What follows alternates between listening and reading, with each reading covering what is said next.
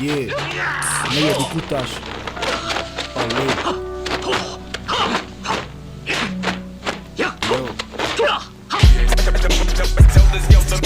Set it off, let the madness begin. Set it off, let the madness begin. Nekem evidens, a rír megy, leszakad a fejem. Minden koszfészek mocsokba, ott hagyom a tegem. Pattog az ütem, engem ez meg ihlet. Befordul az összes, aki treppet terített. Trükközöl, mint a Tony, az pofár esel. Hamar nem látod az út végén, ott van a 90-es kanyar. A körbe jár a cigi, na az a hatáskör. Olyan mikor beszédülve baszod, az üvegbe tör.